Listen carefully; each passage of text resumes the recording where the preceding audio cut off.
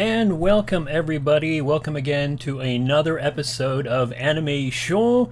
It's Saturday the 17th of December. Welcome back everybody. Anime Show! Yes, the title, right up there because I can, as you can see. Yes, I'm playing with graphics. Anyway, I hope you guys can hear me. I'm looking at my mic input. Again, I have to check the mic because as you guys, some of you might remember if you were here at the very beginning of all these streams about a year-ish ago, I went on live and didn't realize my mic was off, and I had not turned on the mic, and I was going for about 10 minutes, I think, and people were wondering what was going on. So anyway, the mic is on. If you can't hear me still, or there's some other issue, go ahead.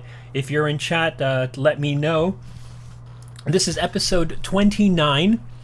It's been a while since we had the previous episode, and I do apologize for that delay. I was sick. The previous instance that we were going to have stream, which I think was late November, I believe it was, and then I got sick. Felt like I was run over by a truck, or at least a steamroller. I was not hit by Truck-kun, thankfully, so I didn't end up in an isekai, because that would have been really interesting. Imagine live streaming from another world. Maybe that's an anime in and of itself. So anyway, welcome to episode 29. Once again, hit the subscribe button, which is probably down there somewhere on YouTube, and hit the little bell so that you're notified when these things go live or other things that happen with the channel. To the folks in chat, of which there are none at this time, I wanted to say hello, but once they get in there, I will say hi. If you aren't in chat, if you are listening, and you've got me sitting in the background as little background music, I am your BGM. Yes, hello to you. Thank you for listening. Thank you for having me on while you're doing something else. If you are interested and want to come into chat to comment on something or ask a question or whatever, chime in on whatever it is that I'm talking about, go ahead, have at it. All right, so tonight's sponsor is, as usual, well, you guys kind of guessed it. I has the drink of choice. Yes, it is Starbucks.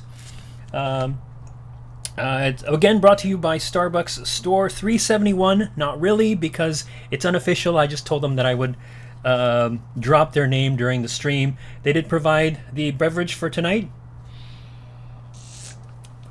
I had a sausage sandwich earlier, and I do have a choco cornet. It's a chocolate croissant, but you know, I might as well give tribute to Rimirin. So I have that there. So if you guys want me to eat on stream, which I've done before, go ahead, drop a little line in chat, and we'll get down to it.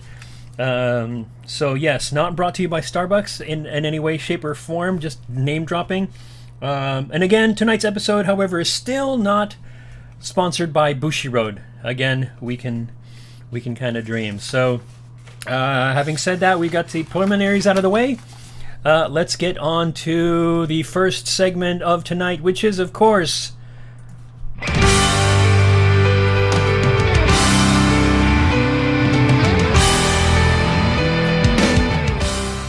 that's right, Bandori appreciation time. Hello, I see we have some people in chat. Hi, Jay, thanks for coming to chat, Tadlet, but you made it, that's okay. You guys are good, I'm just getting started. We got the preliminaries out of the way. As I mentioned earlier, I do have a choco cornet, or chocolate croissant. If you guys want to see me eat this on stream like I did that one time with the mochi, let me know, and I'll dig into it at some point and just be very rude and chew in front of everybody. So again, Bandori appreciation time, as we noted, and again, the lesson that we know all about here is it's all Bandori related. So the first thing that I want to do is talk about Amita Maeshima Ami. As some of you might know or may not have known, at the end of November, just this last month, Maeshima Ami announced that she was stepping down as the voice of Aya in Pastel Palettes, and as the voice of Nijima Ibuki in D4DJ, another BUSHIROAD property, and is currently on a hiatus of all entertainment activities due to health issues. So she's stepping down from the role. She gave us 6 years as Maruyama Aya, the pink-haired singer from Pastel Palettes. And actually, you know, I gotta say, she really embodied the character every time that I'm now looking at Aya on screen, whether it's an episode that I'm watching or something. Something that I see, I do see Amita. I can really say that Amita is Aya, and whoever is going to get cast next in the role is going to have very, very, very, very, very big shoes to fill. So from all of us here at Anime Show, basically just me and everybody else that I pretend is working behind the scenes for the stream, me, basically, we wish Amita take care. Please get well soon, and good luck in your future endeavors. And thank you for everything that you've done for the Bandori franchise. So let's take a moment of silence now for Amita and Aya.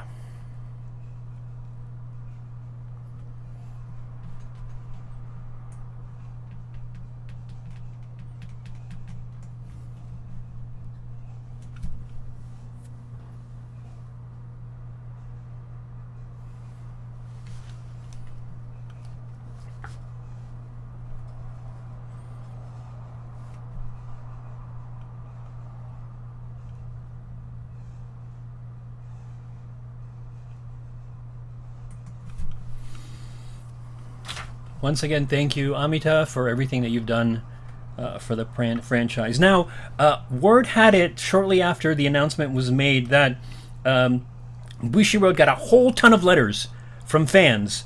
And because of that, according to reports, they will not be replacing Aya's prior lines and vocals with whoever gets cast in the role next. Everything is going to stay as is.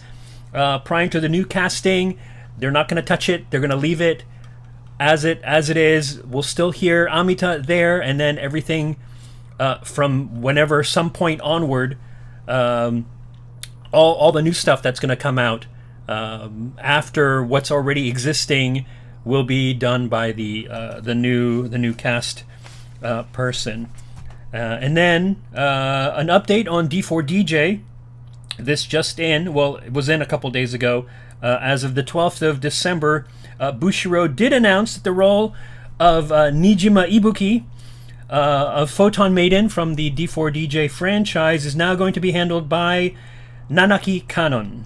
So Photon Maiden seiyus will now consist of Sumugirisa, Iwata Haruki, Sato Hinata, and Nanaki Kanon. And if you're thinking those names sound familiar, well, they should.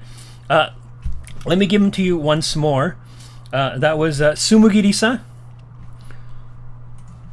right? Iwata Haruki, Sato Hinata, and Nanaki Kanon. So basically, Photon Maiden is now going to turn into Review Starlight. So there you have it, folks. So that'll be the new pairing. Yanagi Kwaru will be joining the cast of D4DJ. And so yes, Photon Maiden is going Review Starlight. Now, having mentioned D4DJ, I have to mention, because it's transition time, D4DJ, I have to mention Piki Piki, in which Aimi is the lead vocalist, plays the character Yamate Kyoko, which brings us, of course, to our moment of Zen.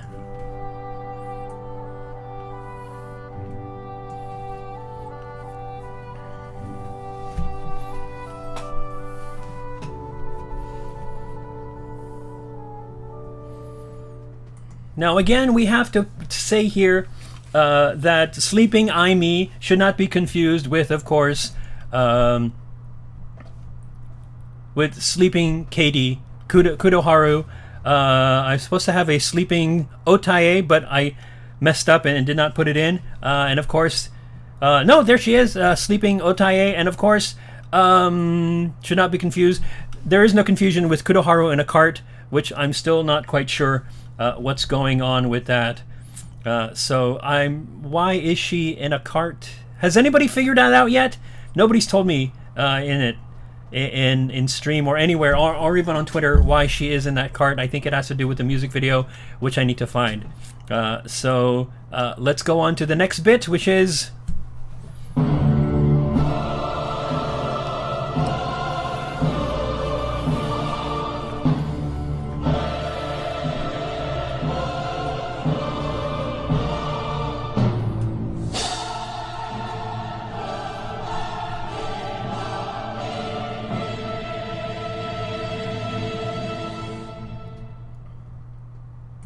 And of course, that was Morphin Time. Stuka, welcome to the stream. Why not? Why not in a cart? Sure, why not in a cart? That's I guess if you have to be somewhere, better than Haruki in a box, which we saw last time. Let's put you in a shopping cart. It doesn't really provide much in terms of protection from the elements, but when the cart gets cold, your legs get cold unless you're wearing pants. But anyway, that's neither here nor there. So there we have, I give you Morphin Time. And now for something completely different, may I present Deedlit from Record of Lotus War. I'm kidding, that's Rikopin from Reza Suilin. Riko. Anyway, yes, she is, I'm telling you, she is an elf.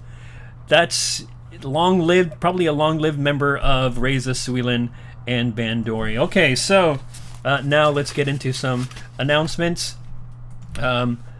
for Bandori. The first thing we're going to do is do some birthdays for the month of December, which of course we'll start with Otaye, played by Saichi, Otsuka Sae. Otaye's birthday was on the 4th of September.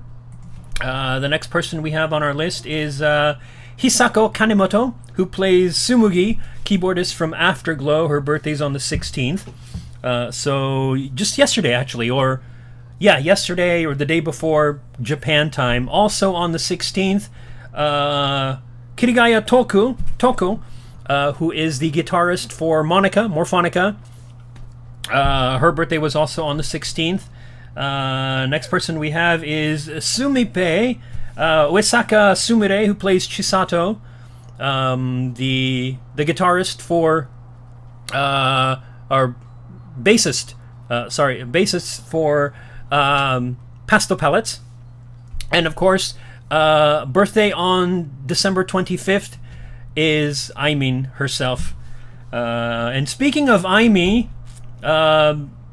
she is having a tour. She just played her date, I think it was in Hyogo, Kobe International House, back on the 10th, a few days ago, and her next tour is on her birthday, Tokyo Dome City Hall, on the 25th, which according to recent news, it has sold out. So if you've gotten tickets, great. If you haven't, maybe they'll have a DVD released or a Blu-ray in store for us. Now, speaking of lives that are Bandori related, of course, because it's all Bandori related, Rachel Layer, her Don't Give Up tour. Actually, it's a one-day live is going to be on the 30th at the Zepp Haneda, and guest band members that are going to play with her. She's going to have some guest band members, and among them is going to be Mika, drummer from Morphonica. Incidentally, Mika was also featured in one of Psy's music videos. What's Your Identity, I think it's called. I'll have to show you pictures next time. I'll show you proof that she was the drummer for that. I think it's a concert, or at least for the music video, and probably for Psy's one of Psy's live tours. For those who don't know, or maybe you did know, she was one of the other guest drummers, session drummers during some of the lives. So when they needed a drummer, but especially I think I remember watching her in a couple of Poppypa's lives when they had Saya come up and they had Saya come up to the front and do some other stuff. They had her in the back. She was wearing a hat, so she kind of kept her head down, but if you knew who you're looking for, you could see Mika was back there, and she was enjoying herself, I'm pretty sure. How cool would it be to be able to go to a show on her birthday, right? So, the next time she has a show on her birthday in Japan, now that they've opened it up, that would be an awesome, maybe that's something that's on the list, the future, that's on the bucket list to get there. Not just to watch POPUP live and Rosalia live, and in fact all of Bandori live, but to watch a live with Aimee on her birthday on Christmas Day at some venue in Tokyo. And so, since Don't Give Up just came out with the single, in addition to the live, the single just came out, I think, earlier this month. And we also have a couple of other singles that have come out. Rosalia's 12th single is now out, Swear Night and Day, with the coupling song Our Carol. Reza Sweelin's 10th single is also now out, called The Way of Life. And the Bang Dream Girls Band Party Cover Collection Volume 7 is also now out in stores for sale. Hatsubai, which means now on sale. And then speaking of a live event with all of Bandori, remember I talked about this a few weeks back, or at least on the last stream, the Bang Dream Special Live Girls Band Party 2020 got moved to 2022, which is a huge thing. It was at the Bellona Dome in Saitama, which is just outside of Tokyo, northwest of Tokyo, I believe. Or was it northeast? Anyway, just outside of Tokyo. It featured everybody. It had poppin'party, had Rosalia, Reza Swilin, Monica. It had Ayaneru as a representative for Afterglow, Sakura Ayane. For Pastel Palettes, we had Amita by video, since at that time she was unable to make it because of what we talked about earlier, due to health reasons. And then for Hello Happy World, we had Ito Miku. She came in dressed up as who's the voice of Kokoro, and she was dressed up with the parade hat. The special guest, as it turns out, and I didn't know this until it happened, Yukichi was there. Yoshida Yuri came out. She plays Hagumi, of course, orange-haired, athletic bassist for Haro Happy. She came out, and that was a lot of fun. I was not expecting it. That was a real treat. And I'm saying I didn't expect it because I went ahead and got tickets for the stream. I bought the tickets. I watched it twice. And I got to tell you, that was the coolest thing I've ever seen. That extensive of a live basically it was all of them. It was like if you took any of the other lives that they've done where they do 1 and 2 days, 2 per day, they basically brought everybody into this huge, I think it must have been something like a 6-hour concert, right? And they played at least 3 or 4 songs each. So it was huge. It was amazing. And I got to tell you, it rained 3 times. The first time it rained was when Hagu appeared. When Yuri appeared, she came out, and she was. Miku asked her to comment on just how many people, how many smiles they could see, and she just started bawling. And then it started raining in here. The second one was toward the end of the evening. Everybody's gathered on stage. Everybody's all the primary lead singer, lead vocalists were giving thoughts of the evening and of what was going on at the show so far. They get to Aimee, and she just starts to cry, and of course it starts raining, and just everybody. And it was really neat to watch, because as soon as that started, everybody around her just sort of crept in closer, kind of as a reminder that she's not alone, kind of thing. I'm thinking about it right now, and it's hitting. And then the final one, which was so awesome, was everybody sang Circle Thanks music, and they had everybody running around on stage at the front part of the stage, the back half, mugging for the cameras, and it was awesome. And again, it rained there, so yeah. So that's so that was that big event. Let's see what else we got. Oh, speaking of speaking of the girls' band party, that was also the day before BUSHIROAD had their 15th anniversary celebration, also at the Bellona Dome. They had a whole bunch of BUSHIROAD properties that were featured. Starlight, Review Starlight was there. Milky Holmes was there, which meant the four gals from Glitter Green were doing their Milky Holmes bit there. Feathers was there, which meant Ayasa and Aimee. They had D4DJ did some stuff. They had some Stardom people. It was a huge thing. So as it happens, U.S. BUSHIROAD is doing a 15th anniversary pop-up store in Los Angeles. Started yesterday, and it's going to run until the 8th of January. I put a link to info about the event in the description box, so check it out down below. You can scroll down there. The other thing that I found too recently was that Crunchyroll now has the the Bandori movies. So they've got the Film Live Second Stage, which is the sequel to the first Film Live, which is basically an animated concert. They've got both episodes of Episode of Roselia. And then they also had Poppin' Dream, which was the movie that came out at the beginning of the year. Finally got to see it, and I got to tell you, that was awesome to watch. I think I've watched it twice so far, and again, it rained 7 minutes in. It started raining, so and of course, it's gonna rain. It's POPUP. It's Bandori, right? Okay, so additional stuff. So you might remember back last stream I mentioned that Chiharun and I were going to do an appearance at a store called Joshin Nihonbashi. It was going to do a talk event for the store opening December 10th, as you can see on this tweet. And I mentioned that Joshin Nihonbashi is sort of like a Fry's Electronics, big electronics store, big box, appliances, electronics, a whole bunch of that sort of thing. And so they went down. That's them on a train down to Osaka, and that's them at the venue there. And then some more Bandori people were present at Jump Fest, which started yesterday and runs until today. Basically a celebration of all things Shonen Jump. The magazine, of course, and all the other associated magazines with Shonen Jump.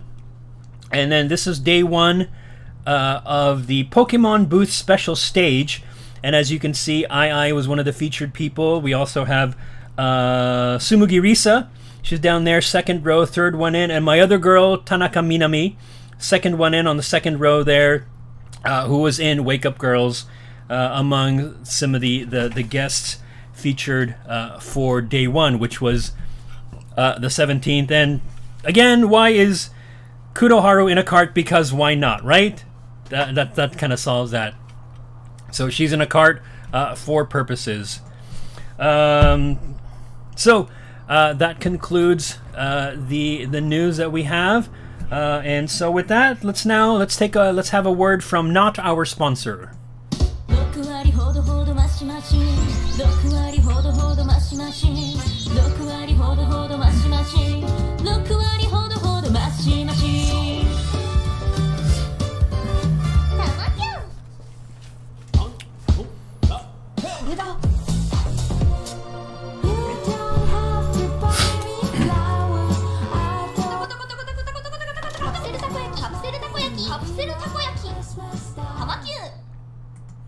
And there we have just a gotcha ad with Amanesu and Oyu-chan. And then now, next I want to give you the glory that is Ayaneru. Here we go.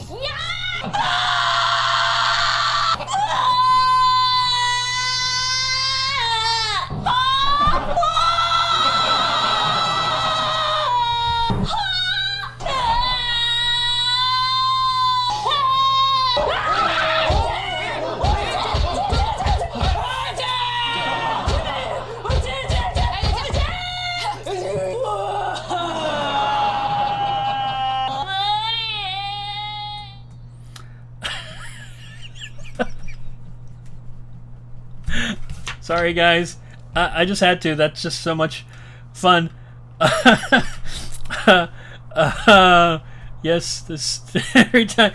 Don't you just want to scream with her? You just want to do just do it. Just ayaneru. She's become we're gonna verb.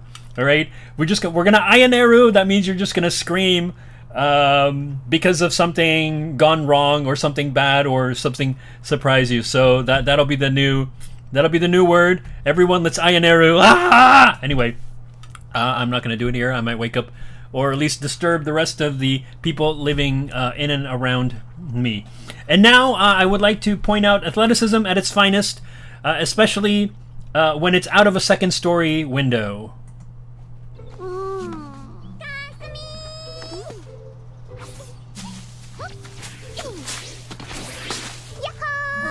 Yahoo, Kokoron! You gotta love her. Girl who just can do that out of a second story window and then cartwheel into the middle of a quad. Now, I would like to take this moment to dedicate that little clip to a fellow Twitter user, Kokoro Surumaki's Mega Simp.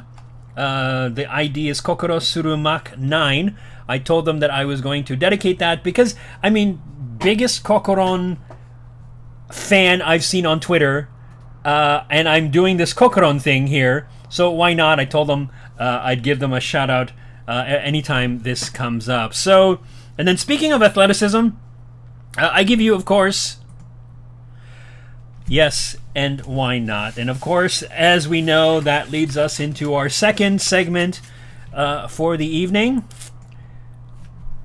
which is Cho Seiyu Sanjo, also known as Ojo-sama. That's right, Ojo-sama, the outstandingly joyful and over-enthusiastically unbelievable Society of Ai and maho-nee appreciation. Get ready, folks, because we have a question from the two ladies. What was that again, maho-nee? Minasan, o genki desu ka? Genki desu. And cue the music.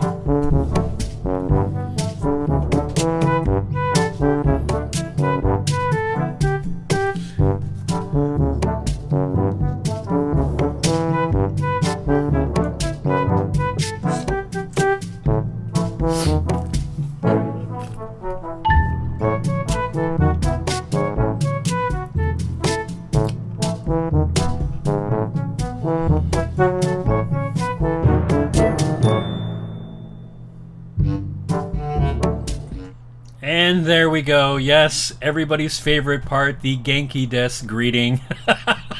My favorite part too. I love that. I love it. Just we ayaneru and then we Genki Desu.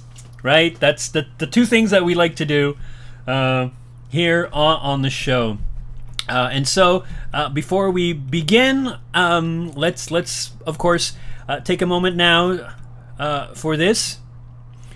Yes, maho and a duck. Because now so a couple things from these two lovely ladies.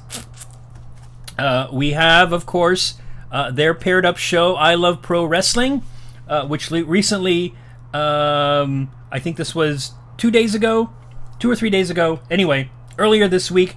Recent guest was, of course, Mikoron, and Natsupoi. Mikoron being Sasaki Mikoi, who is one of the members of Team Y, along with Ayasa and Aimi, and of course Natsupoi, female wrestler for Stardom. And you might guys probably last recall the last two II Natsupoi meetings. Let me refresh your memory.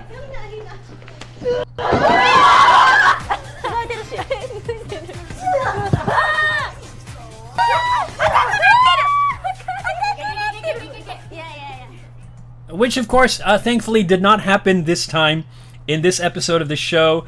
Basically, her entrance, when they called her in, she did a cartwheel toward her seat, and then was greeted by the two ladies. So that they had a little bit of fun with that. No elbow hits this time. And for those of you who might not remember, or you didn't, or you knew, or maybe you didn't know, the two of them, being II and Natsupoi, know each other from back during II's wrestling days as Harima Yuki, or Yuki Harima.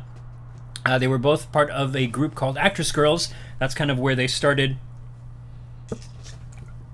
their activities, and then II retired from wrestling and eventually became a SHIYOU and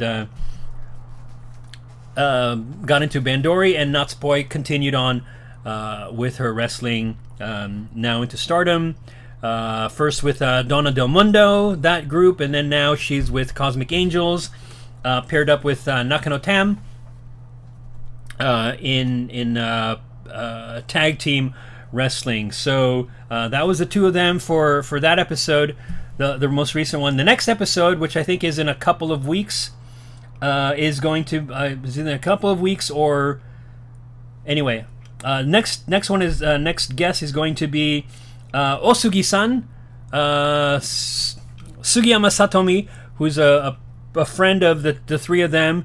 If you guys might remember, I'll show you pictures from the last stream. They were at Maho's birthday stream earlier this year. They've been on a couple streams together elsewhere. I think there was another Maho stream where the three of them were featured. And then, so the next big I Love Pro Wrestling event is going to be King of Love Pro Wrestling, the second one, which is, as you can see, the 14th of January of next year. This is the second live event. First one was 2 years ago, stopped because of, COVID and everything, so now they're back. It's going to be at the Shin Kiba First Ring, which is a 290-seater arena in Koto City, Tokyo, which is just due east of Tokyo proper. And one of the guests is going to be Koyama Momoyo from Starlight, Review Starlight. She's going to be joining them for that. That's the site, and that's the venue that they're going to be at. So next we have, of course, one of my favorite pictures, of the picture that I didn't know that I needed of my favorite SHIYOU, which leads us to, of course, Aiba Keiba. Now, the recent one featured Meguchi, who plays Ako in Roselia and in Bang Dream, in Bandori. So she was a recent guest. And recently, I think just today, a tweet dropped that apparently II is going to have, in addition to having clothes with her logo and stuff, with the Respect for Geeks, people are 4G. She's got sweatshirts and I think a backpack.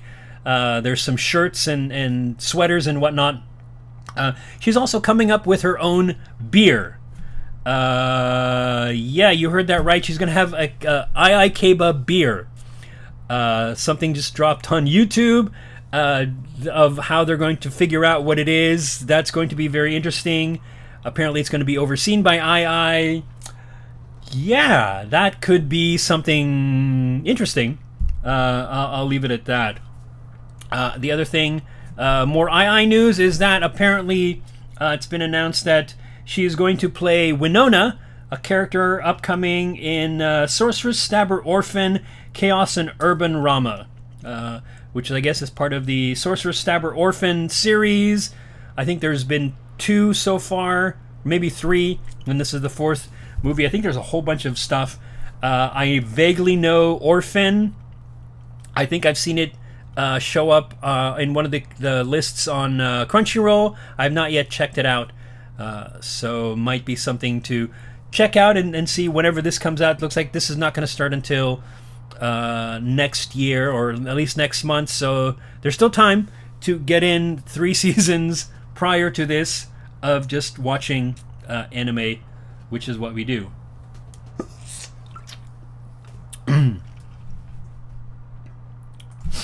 Okay, so let's see. I think that was all the news we have for Ojo-sama. And so once again, we'll go back to Maho and the Duck. Which means that leads us to our third segment, the big segment of the evening. Because there's a whole bunch of stuff that I want to get into here, which means it's now...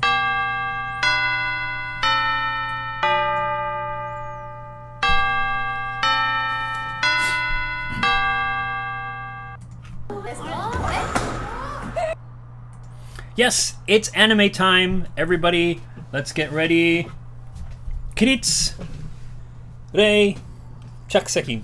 All right, because we're in classroom, and of course I am decked out in my regalia here. Okay, so first thing, it's slightly related to anime. It's all related to anime. So first thing that dropped on the pipe in my feed this morning was apparently the show If My Favorite Pop Idol Made It to the Budokan, I Would Die. There's been a live action series. Apparently it's getting a movie, which is coming out next spring, and the cast of the current series will reprise their roles for that. So that should be interesting. I didn't realize there was a live action.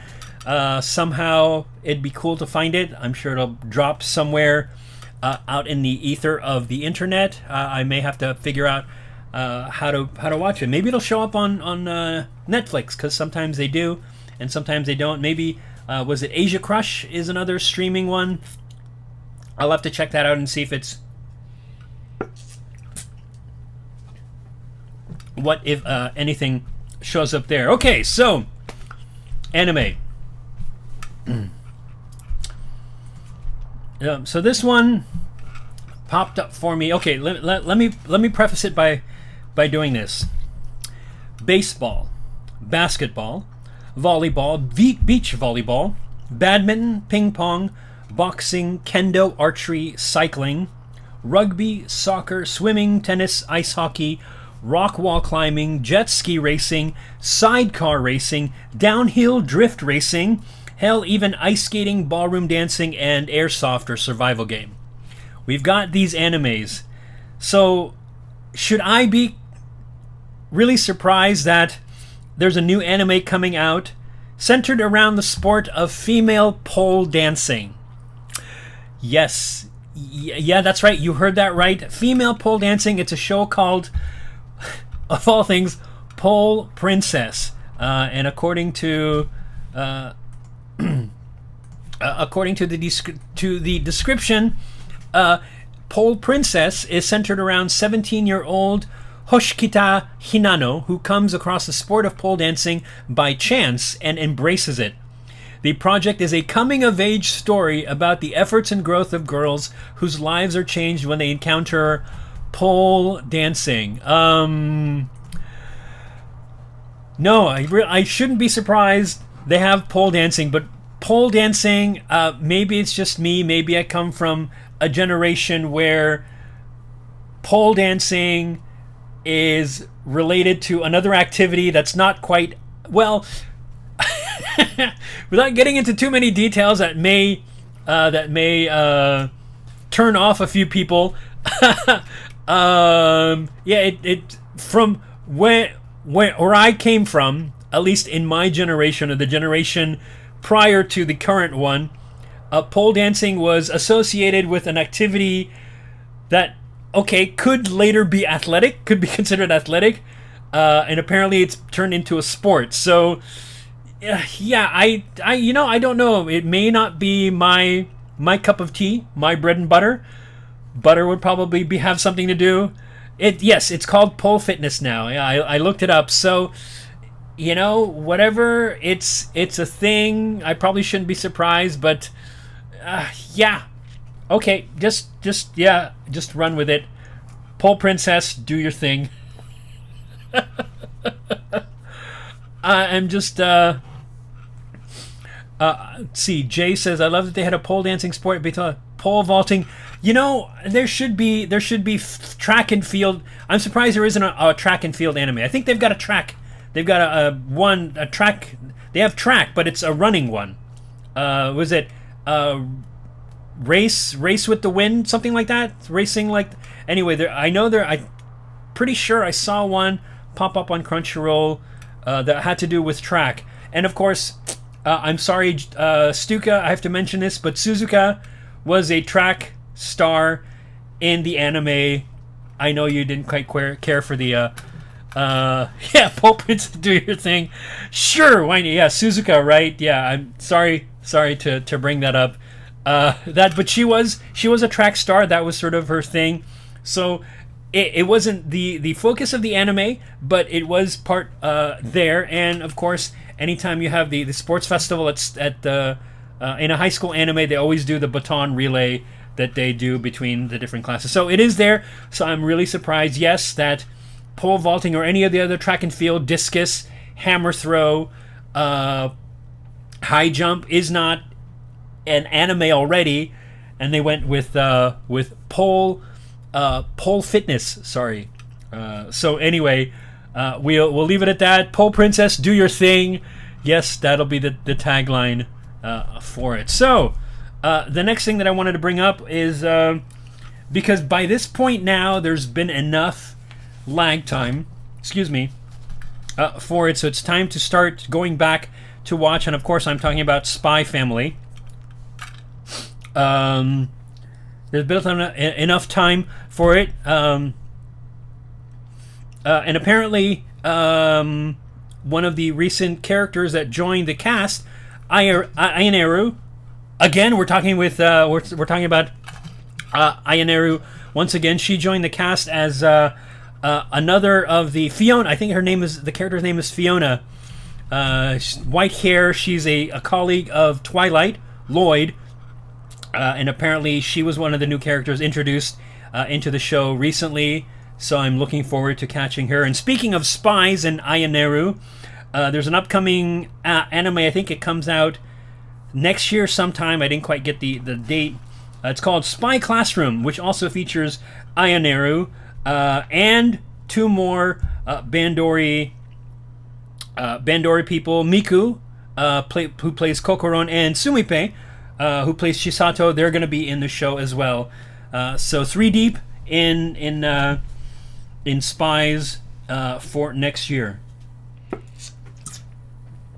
So in the middle of watching that, I am going to go back to check out Urusei Yatsura, which apparently 11 episodes are already dropped. So there's more than enough stuff for me to watch on that one. That's on High Dive right now. And interestingly enough, Sumipe is playing Lum in this reboot from the original. Side note to Sumipe is also the voice of Nagatoro, and Nagatoro Season 2 is coming. I'm looking forward to that just to see where they take this particular next phase of the two between Senpai and Nagatoro, where they go with that. Because I honestly enjoyed the show. It was cute. It was annoying up to a certain point, and then you kind of start to see a turn in her character toward Senpai. And I kind of liked where they went with that. So I'm looking forward to see where they go further in that arena for the show. All right. So the next one that I was waiting on for episodes to drop was Gundam Witch from Mercury, and apparently, according to reports, episodes are on hold and have been preempted. I think the station that's broadcasting them they preempted the episodes because of holiday programming. Is the last thing I heard. So I think they went with one episode, and then it's not gonna come back. It's gonna be off air until January some point, and then there's another break, and then it'll catch up something. Anyway, whatever programming thing that they do over there in Japan has to do with that. But primarily, I heard that the holiday program is preempting all the stuff. So while all of that was going into play, I was trying to wait for them to go. There were other shows that I had an eye on that I wanted. Now, I really wanted to wait until some episodes dropped, but I kept finding myself going, well, I'll just watch it, and then forgetting that because I watched it, I'd have to wait an entire week for the new episodes to drop. And that, of course, were the following shows: Bocce the Rock, Beast Tamer, Reincarnated as a Sword, Eminence and Shadow, and the long one, I've somehow gotten stronger when I improved my farm-related skills. All right, so first off, Bocce the Rock is another girls' band anime. This time, the titular character Bocce happens to be someone who's got social anxiety, basically, who decides that if she can make friends and start and join a band, she would be able to, you know, come out of her shell. Sort of, kind of. It's working very slowly but surely. But it's a cute show anyway. There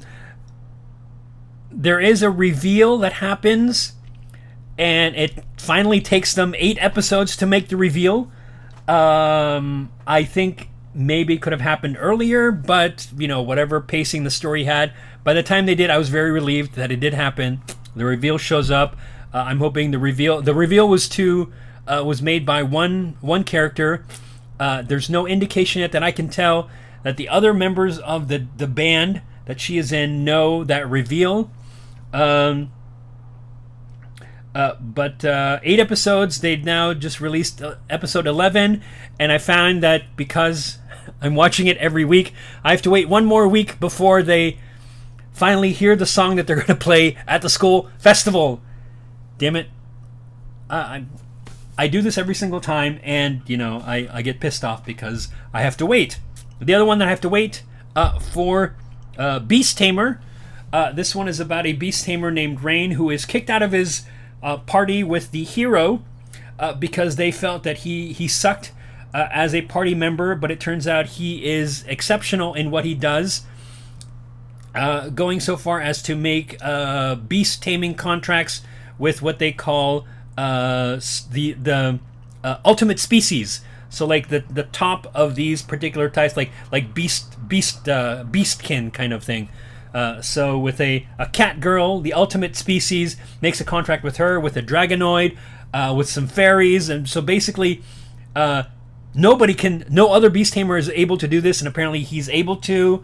Something about where he comes from, they said they were able to do that, so there's not a whole lot that we find out about his background, aside from, oh, people in my village can do this too, and apparently not all beast tamers can do that. And so he's slightly OP again. It's one of those where the main character is slightly OP, has a harem because all the ultimate species happen to be females. Surprise, surprise, not anymore. And there is, despite the fact that he's OP, you still get the sense that if he goes in too deep, he can get hurt. So there is a little bit of that there, which works. I mean, I'm all for somebody's OP, but if they're too OP and, you know, nothing can hurt them, it gets boring. So the fact that he can get hurt if he overdoes it and doesn't know where the limits go is one of the things I like about these kinds of these shows.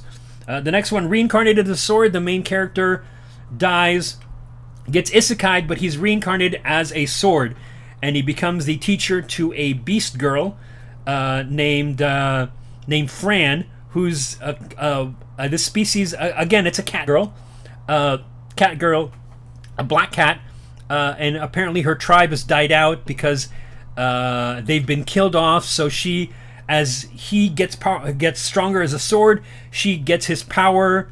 And there's a point in one of the episodes where they get separated, so all the abilities that he could share with her, he can't, and she's got to fight for her own until they get back together with one of the bad guys, and she's able to do that because she has inherent skills of her own, which was a little nerve-wracking at a point. It was one of those where you're kind of biting your nails because you don't know she's going to get her ass kicked by this big, tough opponent, but she manages to get through, and then they meet up back again, and she's able to take care of him finally at the very end. Let's see. Oh, good that there's stakes. Yeah, there's still stakes. I like the fact that even if the MCs are OP, the fact that stakes still exist is one of the things I enjoy about some of these shows, because something can still take them down, or if they overdo something, maybe I think there's one that my isekai life was if he spends all his mana trying to do all these OP things, he can get killed, right? So that sort of thing. There's still a limit to what he can do. despite the limit being way up here, as opposed to, piddly little limit, the fact that he can wipe out his energy and then not be able to do the final, the final blow to the bad guy or what have you. So I like the fact that that happens. And again, you can see it here in reincarnated as a sword. Fran is cute. She's very, not quite naive, but she's one of those characters that just wants to know about everything. And she's got spunk, but she's also determined. In this previous episode where she's separated from her SHIYOU, her master, the sword, and basically kicks butt to the extent that she could, despite not having all the skills at her disposal, just whatever happens to be innately with her. So I kind of like that a little bit there. Same thing goes with Eminence and Shadow. Again, as I pointed out, this is sort of an isekai, Super Sentai, harem kind of thing. The main character, again, is OP, but here, again, once again, we've got stakes involved. He's trying to stay as much behind the scenes as possible. That's sort of his modus operandi. He wants to be a background character, so he wants to work behind the scenes. He's got this bevy of women at his, not his disposal, but as his cohorts who help him fight this evil organization that's in there. And I'm kind of enjoying what's going on because he's still trying to play off not being the main character. He's a background character, and yet he does main character-y type thing. So I'm kind of enjoying that. And then, of course, again, another OP is the farm-related skills. The main character, Al Wayne, he's single-minded about farming. Just all things farming. He doesn't want to do anything. He just wants to farm. He wants to grow tomatoes, asparagus. He wants to cultivate his fields. But it happens that his certain set of skills lend itself to adventuring type things, adventuring activities. So when he has to, he can fight off, a swarm of creatures. In the first episode, he tries to help out a couple of adventurers by distracting a dragon that's attacking them. So he takes a carrot from his cart and it says, okay, I'm going to use my skill to throw it at the dragon. Unfortunately, because he's OP, the throwing of the carrot ends up as if he was firing a 16-inch naval gun, and he basically destroys the dragon. So much for that. Again, despite the fact that he's up against these badass characters, all he wants to do is farm. He wants to take care of whatever it is that he has to do, because the Adventurers Guild decides, we're going to send you on this little mission, go do this, and he's like, God damn it, I just want to farm. I just want to grow my tomatoes. And so he's kind of a fun little character that way. So, now, while I was waiting for the episodes of Spy Family to drop, because I wanted to focus on that particular one, I went to my watch list to check out all the other shows that I had put down there. And so I've got comments for the ones that I've seen, the ones I'm currently watching in the middle of, going back and forth. All right, so the first one that I had on my list that I finally got to watch, and that I finished about a week ago, I believe it was Kantai Collection, Kankol. So much fun. I love the concept. I enjoyed this much better than Strike Witches, or was it the other one about the 501st, where it was just too much. I didn't need the upskirt shots. It's just enough already. That really turned me away, turned me away from that particular set of shows. It looked really fun, but just it was too much, a little gratuitous, at least from my perspective. So I decided no, I'm not gonna do it. So Kanko, I like this. I have to say Kongo and Yamato are my two favorite Fleet girls. Best Fleet girls, enough said. 500 first panty school. Exactly that. 500.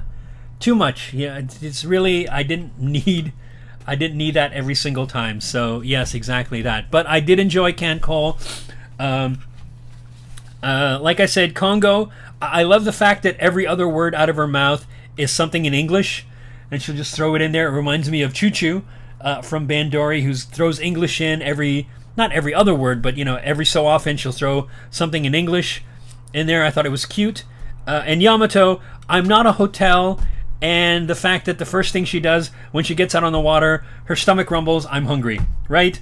And she basically has got this appetite. She can pack it away almost as much, I think much more than Akagi can pack it away. We saw her eating, the huge mound of food, and then I think the two of them, they'll just take out all the food in the commissary. That's just, you know why that is, right? Oh, you mean Yamato having that prodigious appetite? Oh yeah, biggest, one of the biggest battleships in the Japanese fleet at the time. She just uses so much fuel and ammo, and so comes down to her appetite. She's one of the big ones. She was supposed to, I believe, if memory serves, that's why the U.S. built the Iowa class battleships, is to go up against the Yamato class of ships that Japan had made. I mean, that's some impressive. Oh no, why she drops? Oh, you mean Congo? Oh, it's because if I remember right, when I read about Congo, partially built in, I think, in England, right? The part of the designers it was a joint design between Japan and I think it was an English ship designer. So hence that. I thought you were talking. I thought you know why that is. I thought you meant why Yamato has such a big appetite. But yeah, there was because she's got part English in her English designer, I think, was the helped design the ship, the Congo, the initial Congo class. I think a previous class prior to Congo, he designed, and then I think they went to the next set of ship designs for them. So the next one that I started to watch, and this was just completely on a whim. I wasn't planning on watching it. It was one that I had heard about way back a few years back when it was first very, very popular. It sort of waned, not really waned, but not quite in name. I mean, if you say the name, people know what you're talking about. With all the other shows taking front and center, this one's kind of not fallen by this wayside, but it's still, not quite in front. But anyway, so I've been listening to a series of programs on YouTube called Live Damn I Presents Anason Institute and one of the presenters happens to be Okasaki Miho. And just on a whim, I thought, well, who is this person? She's probably an Anason singer. So I looked her up. Turns out she's the main character of The Time I Got Reincarnated as a Slime. So on a whim, I started to watch that. I thought, okay, maybe I'll just check out an episode or two. And that episode or two turned into the entire afternoon. I think I started in the morning. By about 3 a.m., I think I finished both seasons and realized there's some movies that are part of that. So yeah, I basically binged 2 seasons worth of Reincarnated as a Slime, which was a lot of fun. One of the things I liked about that, and I wasn't sure I was going to enjoy it, I thought I'd give it a shot. One of the things I liked about that is because they had a cliffhanger after each episode. It wasn't not necessarily incomplete story, but they got to a point where they could complete it, and then there was a little piece of information that you had to watch the next episode, which I like. I like these cliffhangers. I like them, especially when all the episodes are there, not when I have to wait every single week to find out what happens next. But that's storytelling for you. It works. It got me hooked. I binged the entire damn thing. So that was a lot of fun. And that was one reason. So that was one that had been on my list for a while that I just finally got got to. So that was quite enjoyable. I really liked what they did with the characters in that one, and the fact that he's not just a slime; he takes human form later in the show. That was kind of neat.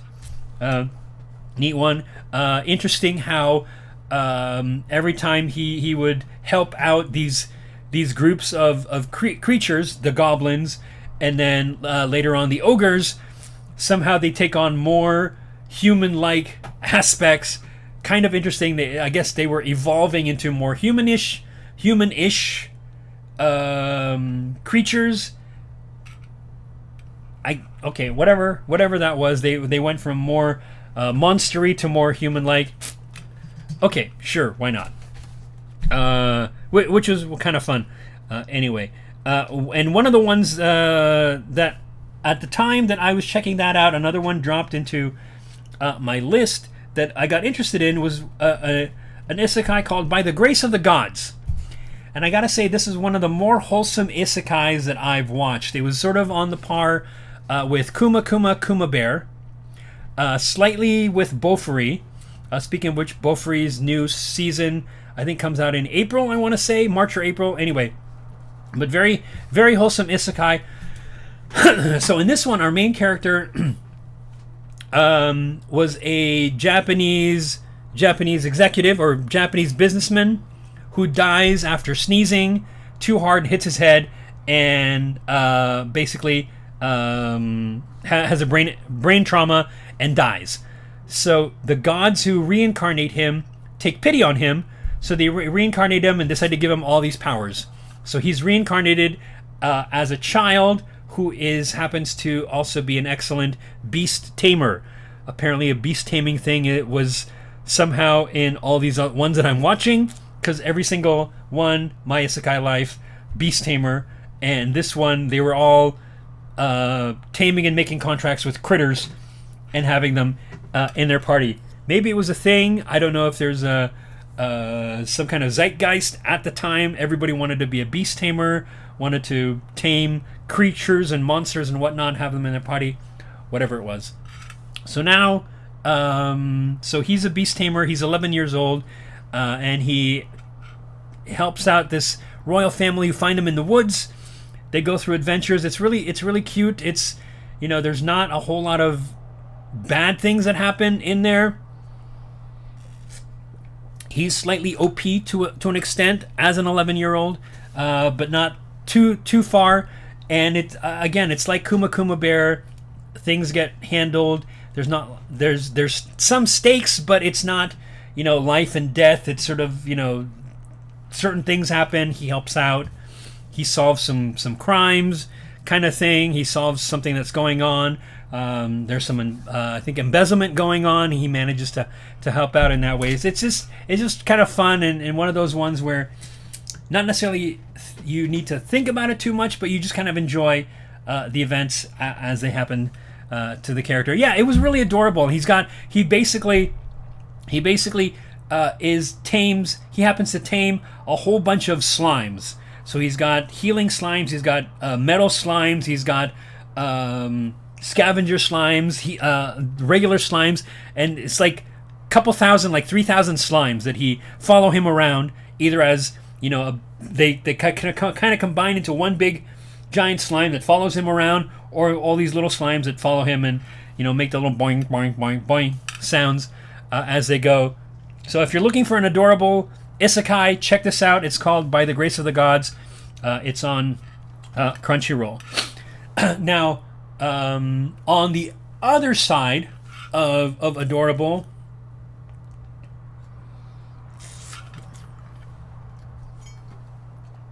pardon me, folks. Yeah, slime harem, more or less.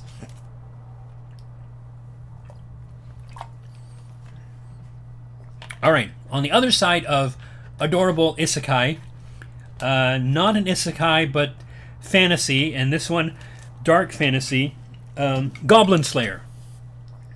Now, I think I tried to watch this once before, didn't get very far just because it was extremely gory at the very beginning, and for whatever reason I got distracted with something else, so it's been on my watch list for ages. I decided, okay, I'm going to check it out. I got time. I happen to have just had the previous week off, so I've just been binging lots and lots of anime and other fun stuff, mostly anime, and prepping for the show. So I was able to, I pretty much watched the entire season of Goblin Slayer. I think, I think it was just one season. Yeah. So, word of warning: Goblin Slayer is it's very dark. It's brutal, gory. It's not for the squeamish. For me, it hit the right dark fantasy notes, and I'll tell you why. And I don't know how far. I don't know how far you guys got. But I will do dark fantasy when there is a bit of humor mixed in to balance things out. And when you get a few episodes in, the main character runs into a trio of an elf, a dwarf, and a lizard man, who go on. He was an adventuring party. Take him along with them, and the dynamic between the three of them livens up the proceedings. Not to the point of, Lucky Star, or, a total goofy humor, but just enough of a break from the dark that he gets into, because when he goes like full dark. And it reminded me of a fantasy series about a human adventure and a dwarf slayer. I think it's one of the Warhammer series from Warhammer. Gotrex and Felix. Warhammer in and of itself. I'm gonna side note here. Warhammer, the series or the world of Warhammer is really dark, gritty, dark fantasy. But for the two of them, there's a little bit of humor, dark humor, kind of spread throughout the stories that makes it fun. It's not, rousing high adventure. It's really dark. They get into, there's, cultists and all this type of thing, dark, eldritch horrors that, that will destroy your mind. But some of the things that happen in there, you kind of chuckle at, just the way the narrative works. So that was what I liked about Goblin Slayer. And I thought it was going to be too dark for me too. But when you get past that first couple of episodes and he meets up with this trio, things start to turn a little bit. It's still, I'll tell you, it's still dark, it's still gruesome, there's still disturbing images that happen, but the fact that they bring in these three, and then later on too, some other folks that they run into, liven the proceedings up a little bit, so there's enough of a balance where it doesn't dive into complete darkness and get you to, it's not that depressing. So it was a nice mixture, and I really enjoyed it. The next one that I ran into, I guess for some reason I think it popped up on one of my lists. It looked interesting enough, so I thought I'd check it out. Was a show called Engaged to the Unidentified, and it's basically it's goofy, kooky high school rom-com. With a little bit of supernatural elements thrown in. Our main character finds herself betrothed to this guy who comes down from the hills, starts to go to her school, and then you find out exactly why they become betrothed, why they're getting married, and there's things that happen in there that's really goofy and kooky and very, I want to say, over the top, in that it's one of those kinds of humors where you don't expect it. And it's kind of it's sort of giggly humor. How else can how can I describe it? It reminded me of the show Seitokai Yakuin Domo, where it's the one student ends up getting enlisted into high school student council, and the president and the vice president are just kooky characters. It's really fun. You think you figured out what's going on with what's about to happen next, and they throw in something completely out of left field. It's very much that sort of humor. it works. It just things get nutty. It's not. It's sort of weird madcap humor. The way it happens, things are said out of context and then taken out of context, and then it sort of devolves from there. So it's that sort of thing. And again, this is another one where it's three deep in Bandori. Yoshida Yuri, who plays Hagumi, Aimi, and Ayaneru are characters in the show. So it's a lot of fun. Another reason why I enjoyed it, not just so much of the humor, was hearing them in the show. Okay, so I've got a few more. Another one that I ran into, I started to watch, and Code Geass, Lelouch of the Rebellion. What to say about this one? I'm still trying to wrap my head around the things that are going on. I'm almost done with season 1. There's apparently a season 2, which I'm going to get into. There's some stuff that happens in there where is too much right now. I think I'm going to need to digest some more, figure out exactly what it is I want to say about the show. I like the. It's interesting what they're doing with it. There's some plot elements. They get very political, and there's some political things and story wise, philosophical, political philosophy in that show that need digesting. I'll probably take it up in the next stream. I'll have something more that I want to say. It's I'm trying to see where they're going with this, and one of the characters kind of rubs me the wrong way. Probably not in the way that I'm expecting. Just something about their actions and their philosophy is it's one of those. So anyway, it's kind of the anime that you don't want to get into a discussion with, like you would do politics, with friends. So it's one of those. Figure out exactly what it is that I'm trying to get to, and we'll probably cover that in a future stream. All right. Next one that I started on, which I think is almost done for me. I've got 3 more episodes to go. Is a show called Charlotte. And basically it's these teens with special powers who go to a special school. They go out looking for other teens with special powers and, quote, help them not to be caught by scientists who want to dissect them. Very interesting premise. It goes on. Ayaneru apparently voices Tomori now, one of the main characters, who's the de facto leader of the group that goes out and finds these other kids.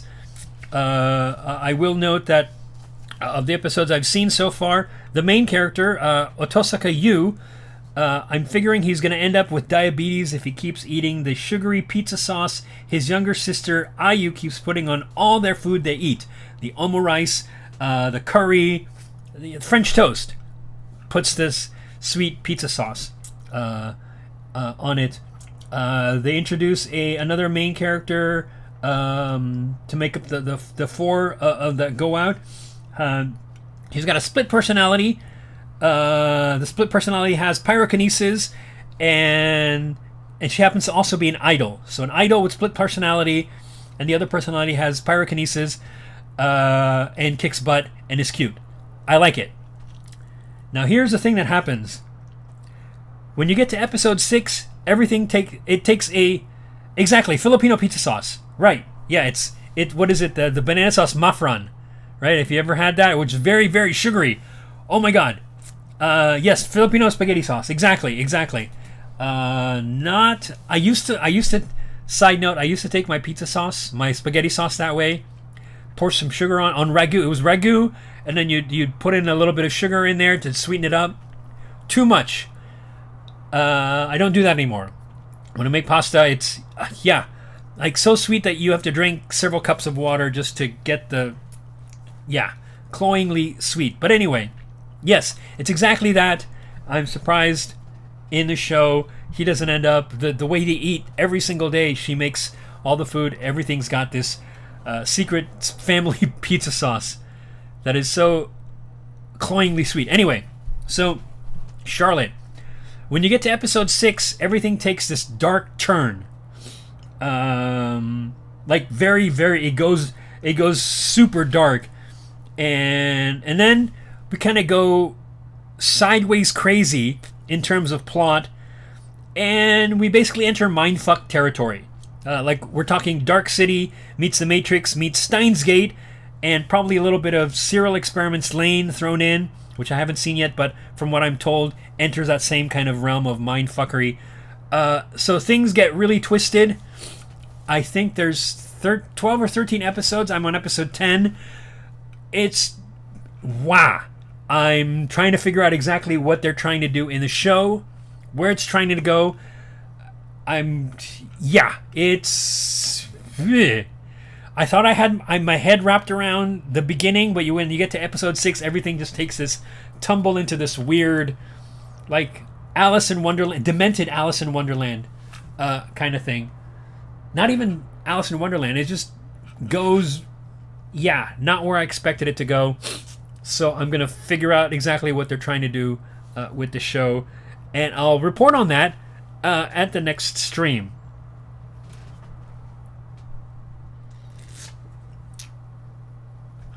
All right, this next one is on High Dive, and it's called Super Dimensional Century Orgus. This is a show from back in, I think, 83 or 84. They picked it up here. It centers around a main character who basically isekais into not another fantasy world, but in a future world, another planet probably, via dimensional portal. It's got mecha, it's got space pirates type of thing, and they're traveling around trying to do stuff.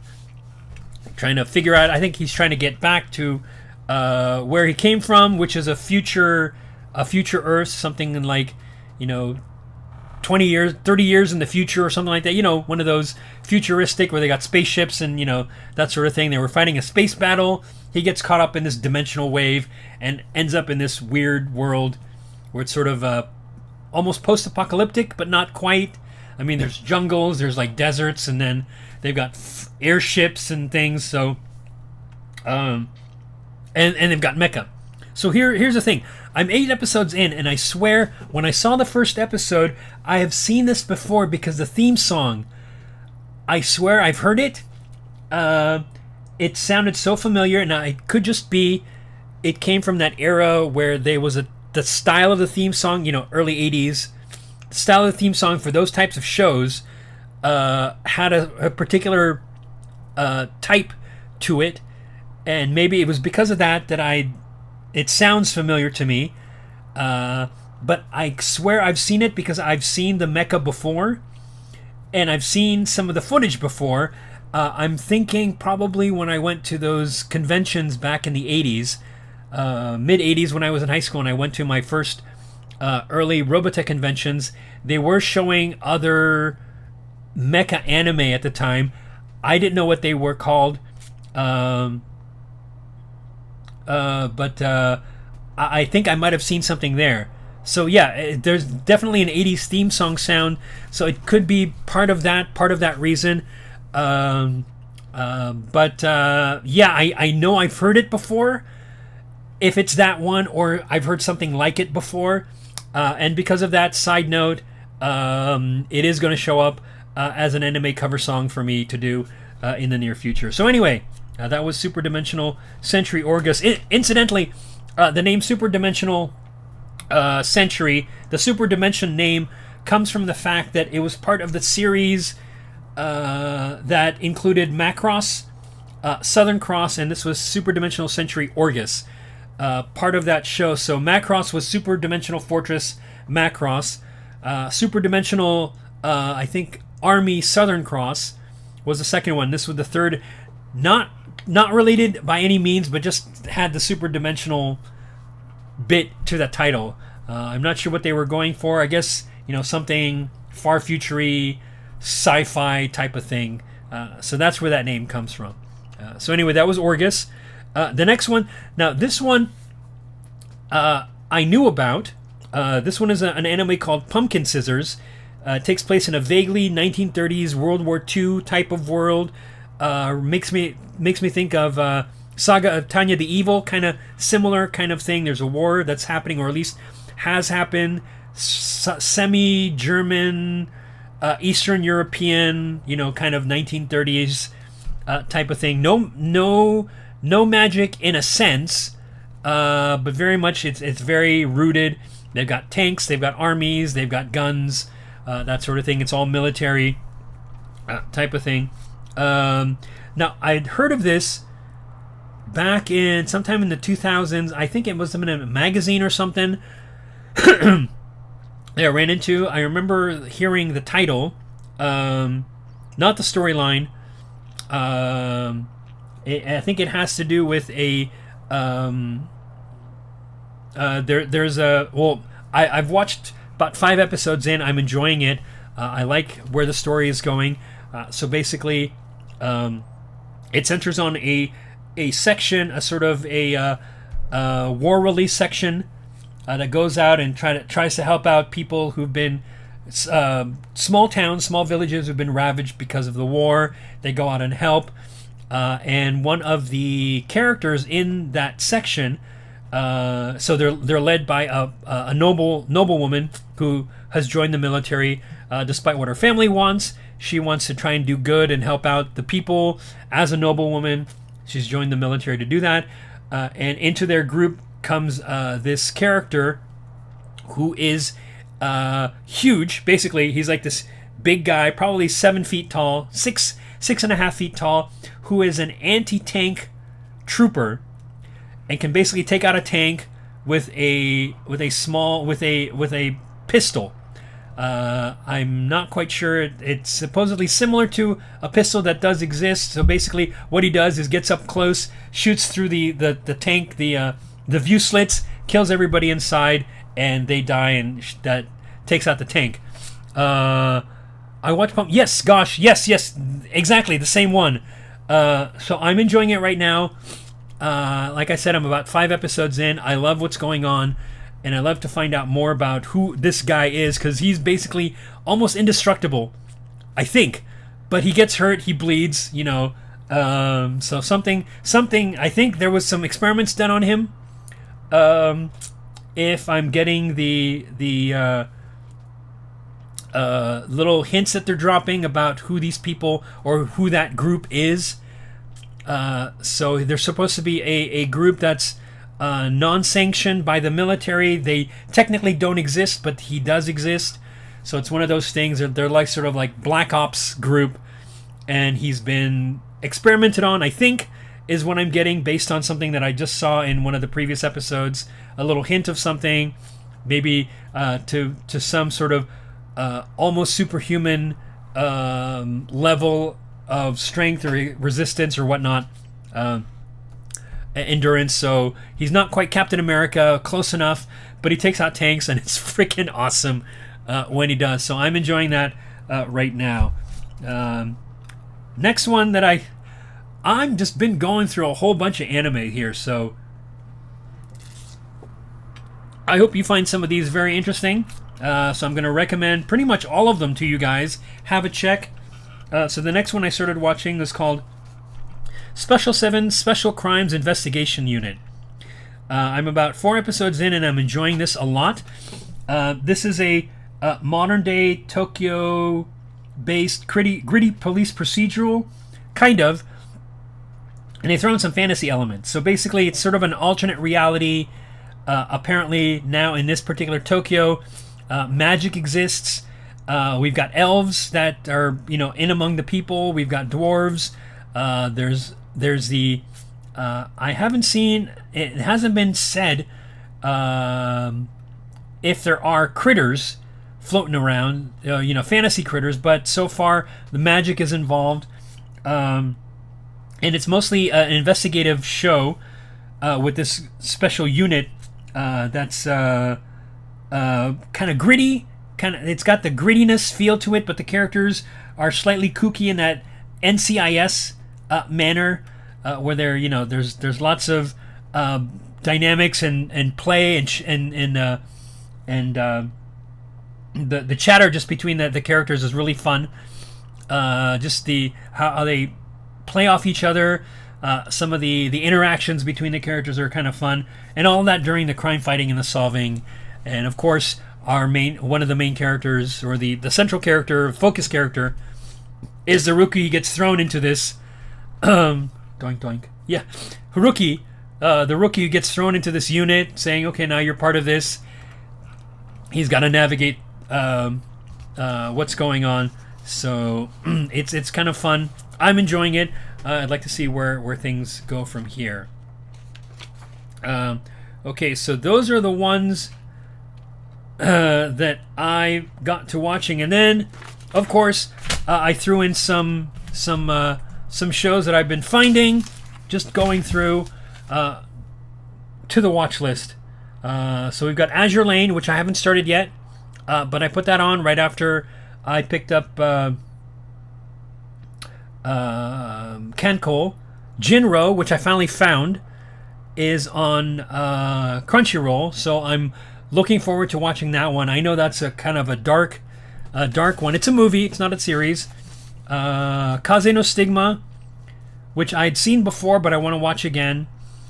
Scrap Princess, this time. Now, Scrap Princess, the one thing about that, I want to watch it again. I had originally seen it several years back, but it was in English. And when I did find it on Funimation, the version they had was English dubbed only. And then I finally found it. For some reason, it popped up in, how Funimation has been moving their collection to Crunchyroll. Crunchyroll had it, but they had the subtitled. So I'm going to watch the subs for that one. Let's see. Sacred Blacksmith, which I had also seen before and I enjoyed. I'm going to watch that again. I found that back. I found that they finally brought in the Sound Euphonium movies, the 3 movies that follow Sound Euphonium. I think that the 2 seasons. So there's 3 movies, and then a side story called Liz and the Bluebird, also on Funimation. And then Fruits Basket, which I think there's 2 of them. One is a reboot of the previous one. I've got both of them in my queue. Have either of you, anybody else in chat, or anybody else who's listening in, Fruits Basket, have you seen it? Which one do I need to watch first? Which one is better? Which one is recommended? I think there's an earlier one, like from 2000 something, and then there's a recent one within the last couple years that they rebooted. Which one, guys? And then I think I put in one of the Oh My Goddess reboots that they did. I put that on the queue. So let's see. Anything else? No, that was it. Surprisingly, I thought we were gonna take longer. Stuka watched the first one, I think. Okay. So I will have to put that. Only seen the original. Okay. So I think Crunchyroll has both of them, the original and the reboot. I think the original is from like 2001 or 2003 or something like that, and the reboot's from within the last 2 or 3 years, I think. And most of the people that I've talked to who've mentioned Fruit Baskets refer to the original early 2000s one. So I'm gonna definitely look into that. Wow, is it only 9:30? Did I get through all of that in that time? Did I talk really fast? Did I start early enough? I have no idea. I could have sworn we were gonna go into over 10 o'clock. I thought I had a whole bunch of stuff. That vintage sounds about right. Yeah, I think 2000 or 2001 was the one that they're talking about, and I guess the recent one was within the past 2-3 years, I want to say, because I remember it popping up on my Twitter feed saying Fruit Basket, and I'm like, oh, wasn't there an earlier one that somebody had mentioned? Is this a new one? Type of thing.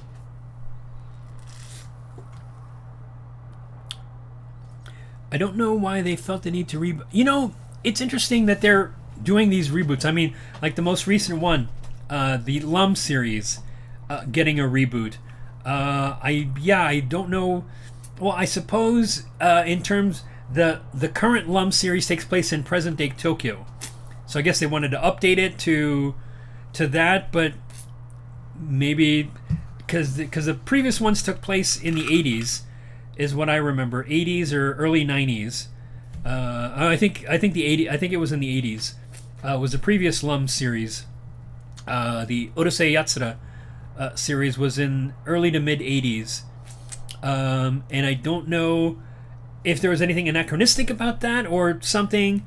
So, you know, if they're going to do that, I'm expecting that they may end up, I hope I'm wrong, they end up rebooting Ranma, one half, which I don't think they need to do, because the original one was still hilarious, which reminds me, I think I have that in my watch list. I got to go back and watch that. Just like when they made that City Hunter movie and gave Rio...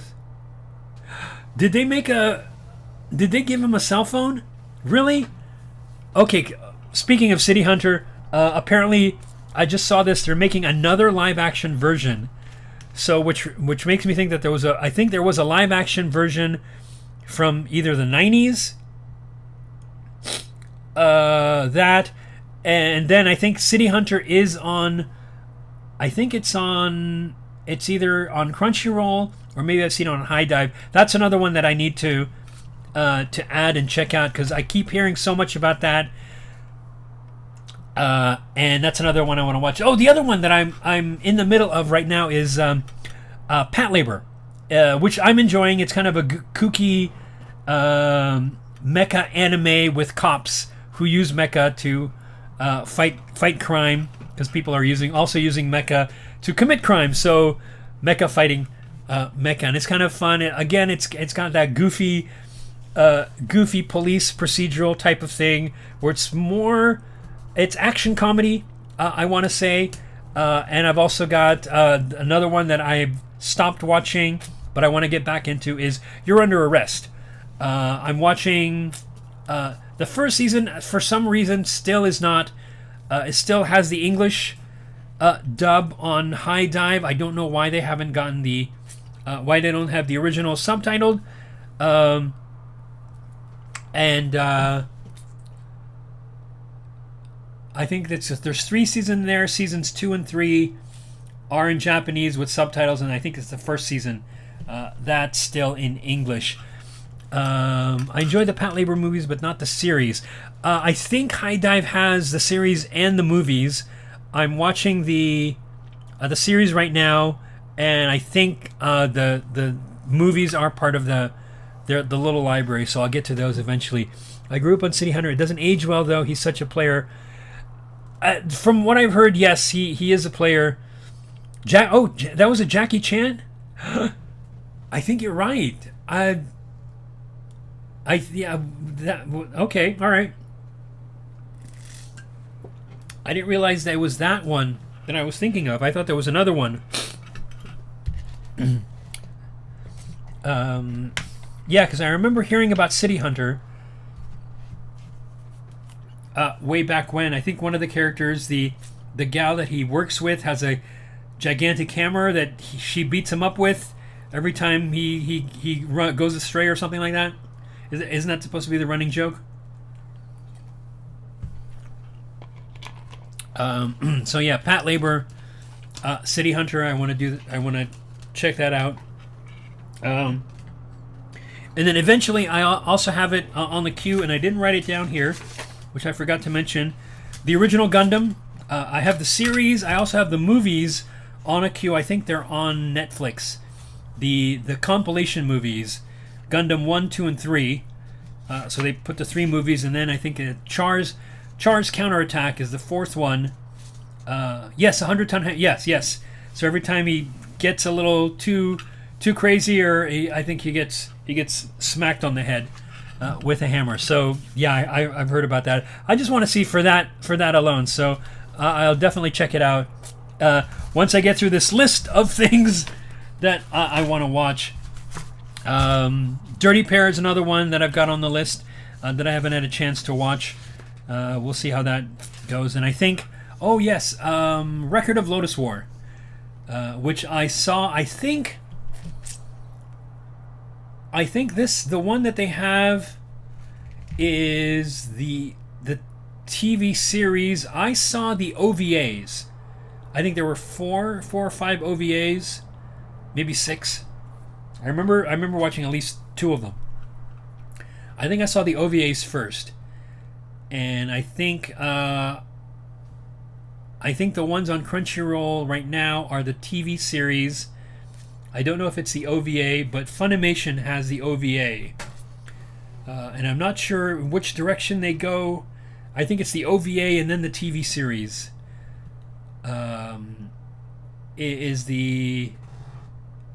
Is how it runs.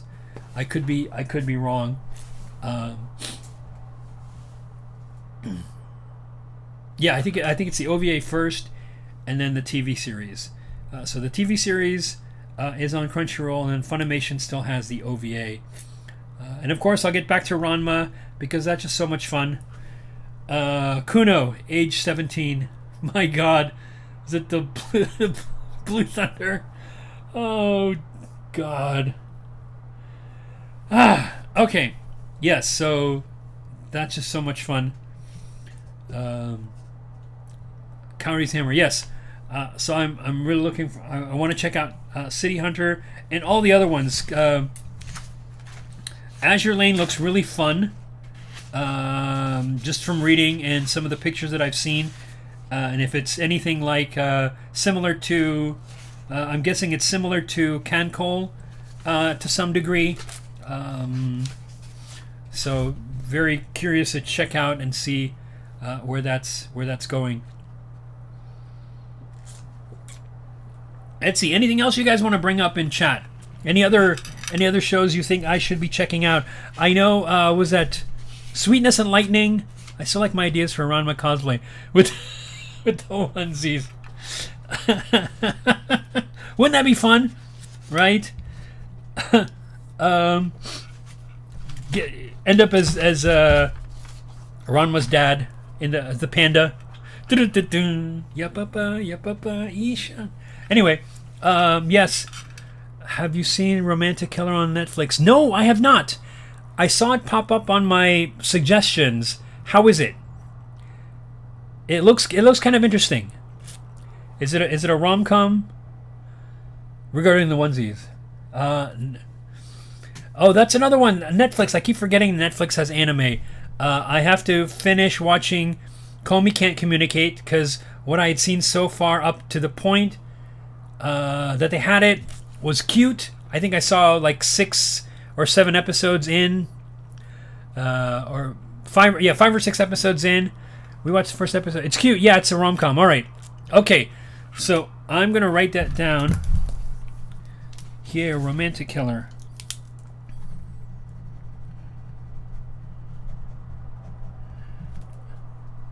Yeah, Komi is cute. I like Komi. I like what they're doing with that.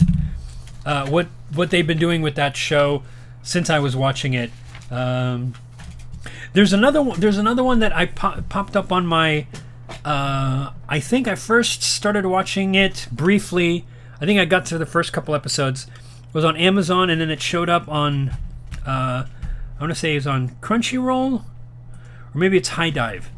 After the Rain, which I'm not quite sure exactly where they're going. So basically, After the Rain is about a 17-year-old high school girl who falls in love with her boss at the family restaurant she works at. And her boss is a 40-year-old divorcee who has a son. So, and he's the manager of the... So it's cute so far that I've seen. I'm not sure exactly where they're trying to go with this particular one, so I'm sort of going one episode at a time because I'm not quite sure where, because they could go in any various directions that could end up badly in terms of story. You know what I mean? So I'm leery of what they're trying to do, what it is that they're trying to go for in this particular one. So I'm it looks like it's on. I think it's on High Dive. So I put that on my queue so I can watch it there. Because I can't remember if it's still showing up on Amazon. I haven't looked at my Amazon queue in a while to see if it's still there. The other one that I did try to watch that I was going to mention, and then I forgot because other things were. There was another show that I started watching called Library War, which has an interesting premise to it. I might have brought it up before on stream. Basically, there's a war between the library and the government. Government's trying to ban books and burn them, and the libraries have a tactical defense force that protects the books. And for some reason, it sort of petered out on me after like 4 episodes. I'm not quite sure. I could have just been bored at the time or tired trying to watch it, and it just sort of didn't quite stick. I may try again to see where it goes, to see where if it's going to hold up again. Like if I can get through that little bump and see where it goes. But it's not like my kind of anime. That's a yeah, like I said, it was kind of interesting. I like what they were trying to do, and I don't know if I got bored with the where they were trying to go with it. I'm gonna give it another shot. It could have just been one of those things where I was tired the day I was trying to watch it, and it didn't quite set in for me. But I liked up to the point that I watched, which I think was about 4 episodes in. I liked what the storyline was doing. I liked the stuff that was going on. It was kind of interesting how the setup of the world. It's basically a alternate modern day Tokyo, except or the world. I think it's supposed to be Japan, but something happened where the government that came into power decided books were bad for the public, and would decided that they were going to burn them or get rid of them, and then the libraries rose up and were trying to protect the books. Speaking of books, there is a show on High Dive that I started to try and watch, but I think it's too. Let's see. What's the word I'm thinking of? It's Bibliophile Princess. It's sort of interesting in that the main character is supposed to be betrothed to this flashy prince who met her when she was a kid. She's stuck into books. That's all it is, and she's trying to navigate court politics. I've only watched the first few episodes, but it got a little too. What's the word that I'm looking for? Something about the super focus on the romance was not working for me. It was one of those where the show is trying too hard to be romantic, and instead of letting the characters figure it out and have the relationship progress naturally, as natural as you can in a story. The fact that they were kept trying to push the romance aspect was a little too much. It felt forced. I think the romance felt a little too forced, and it was like, just let it happen naturally within the confines of the story, because a story will do that. The characters will tell you, at least in my experience, the story will tell you, here's what the characters are going to do, and then they'll eventually get together. But you're just kind of mashing everything together, and it just wasn't. I wasn't feeling it for that. So I think after 4 episodes or so, I end up stopping. I don't know if I'm going to go back to it, just because it was kind of a interesting premise, but again, it felt too forced, at least for me, which is a different from what I was noticing in. There's another one, what is it called? It's the Snow White. No, Snow White with Oh, jeez. Okay, I'm gonna look up something really quick. I'm gonna hop onto my internets here and see if I can find where that show is.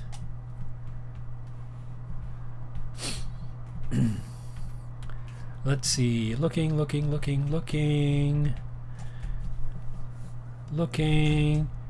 Still not there. Hang on just a second, folks. Hang on just a sec, guys. Alright. I've got it in my watch list. As soon as it comes up, because it's taking so long. It's taking its damn time. No, here we go. Oh yes, the other. I was Oh My Goddess Flights of Fancy, which I think is another reboot or update of the storyline later on. And I don't know if it follows up from the previous ones or is trying to do a series version of the storyline. Stuka, you might know, is Flights of Fancy a follow-up, or is it just another retelling of the OVAs? Let's see, where is that?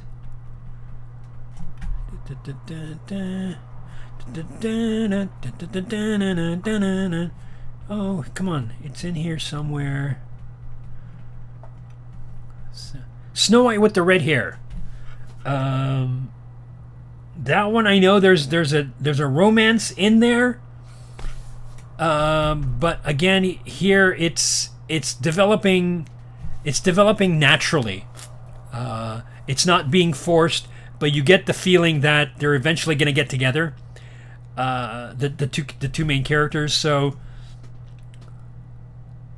oh, it's just season 2. Oh, okay. Gotcha. The OVAs were like super abridged version of a story. Okay, gotcha. Which was fun. I enjoyed it. So I'll check this out.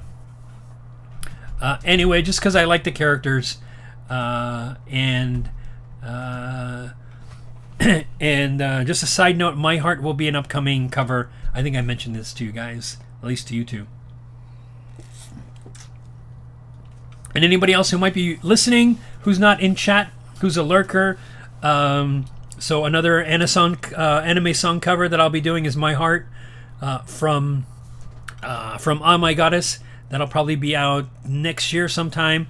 I'll be recording it in the next couple weeks, and it'll drop probably, I want to say, either February or March, one of those days. I've got a couple other ones that are dropping prior to that, so that's gonna be one coming up. So yeah, that was another Snow White with the red hair. That one I was enjoying. I was watching it on Funimation. It popped up. It's now on Crunchyroll, and it's been a while since I watched it. And I hear there's a second season coming up to it or something like that. So I'm gonna go back and rewatch, or maybe it's just one season and I didn't quite finish. I'm gonna go back and just rewatch just because it's been a while. And then the other one, of course, and I think I've mentioned this to Stuka, 86 is another one that I want to get back into. I'm right in the middle of everything right now. I'm enjoying the story. I've gotten distracted with other things. I still remember where things were going, so I'm going to pick up back on that again. One of the things I have noticed recently is some of the rewatch that I did.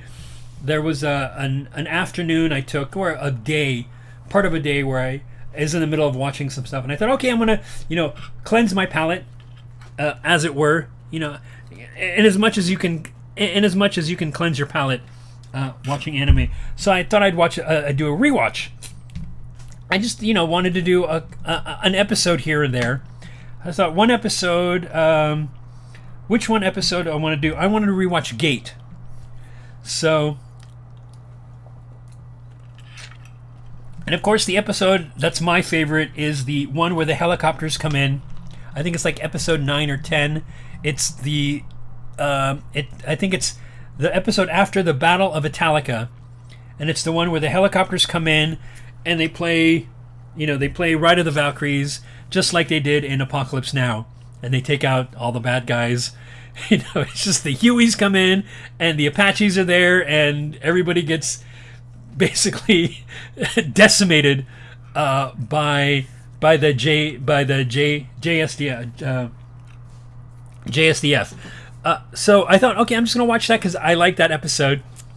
And then so when I finished watching it, I finished watching it, and I was already 6 episodes further down the line, which that's sort of I noticed that with certain shows that I watch, especially ones that I've seen already. If I watch one episode, Gate happens to be the one where for some reason I can't just watch one episode. There's something really cool about the characters, Itami and everybody else, Rory, Mercury, Leela, and everybody else. Pina Colada. Really, I still have to laugh every time I hear her name. For whatever reason, I don't know why they decided it was Pina Colada. Because you got to ask yourself, do you like Pina Colada? And standing in the... Anyway, so I'm not even going to go there. Do you like Pina Coladas? Because, she has her order of knights that, I may have to do... would that be fun? A song parody of that song having to do with Gate and the characters therein, especially Third Princess. Was it Third Princess?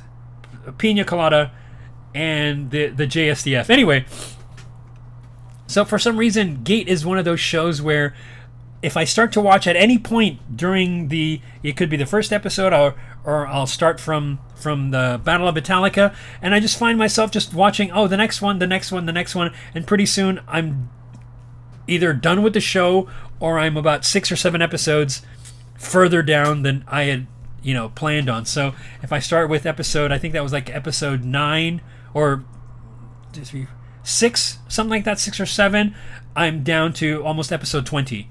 I might as well just finish the rest of it, which I think there's 24 episodes, maybe 25.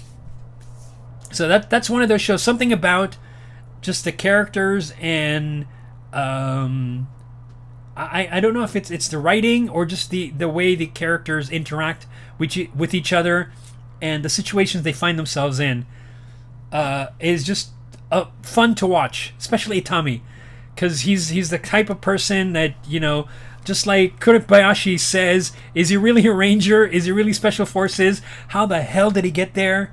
Just the way he acts, and he's just one of those. He's affable, he's fun, he knows what he needs to do. When he needs to get done, it gets done. But it's just like he's the most unlikely hero that you could have, and that's sort of the fun part of that.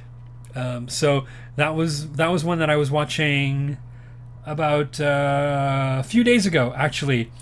Basically spent a good part of the afternoon watching 6 episodes of Gate, just because I wanted to watch one, and ended up several episodes in. So yeah, I still need to finish 86 because I'm enjoying. I like the storyline. I want to see where they go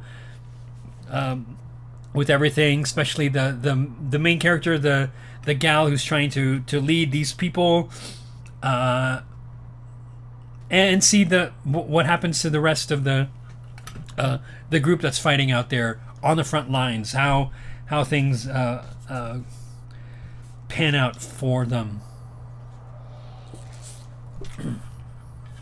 Let's see. Is there anything else one more thing before we start to wind things down.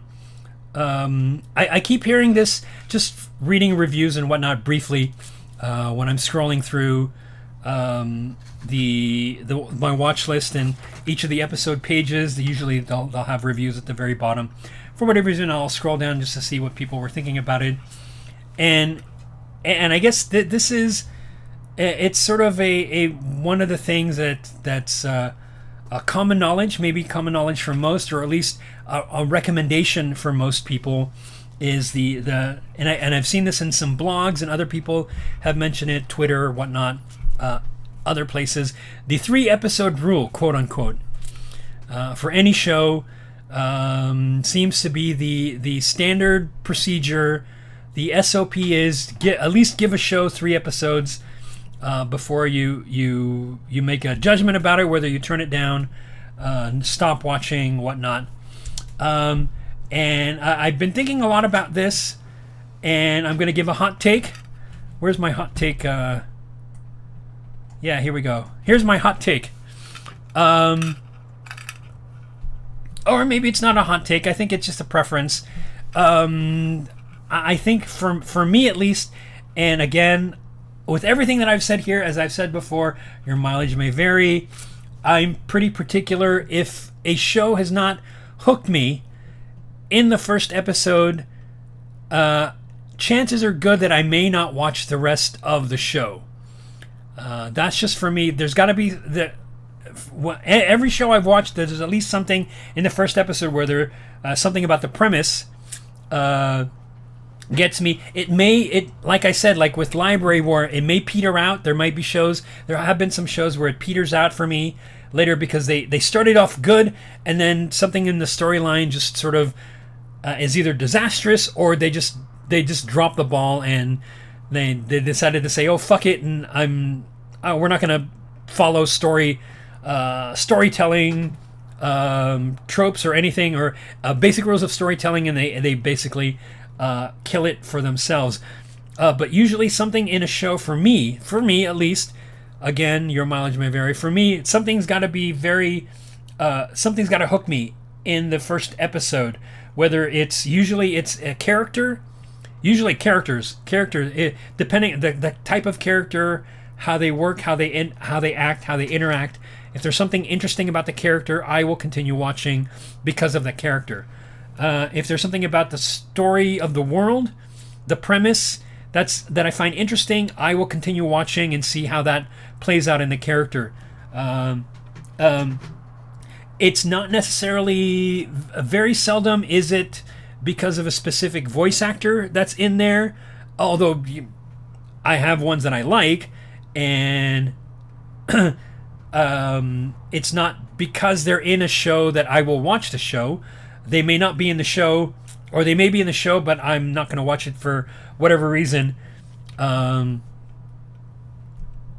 maybe I'll start watching it and then it'll fall out of favor for me for one reason or another. Again, it's usually because something happens where if the premise is too overdone, especially in some of the comedies where it's the same thing over and over again.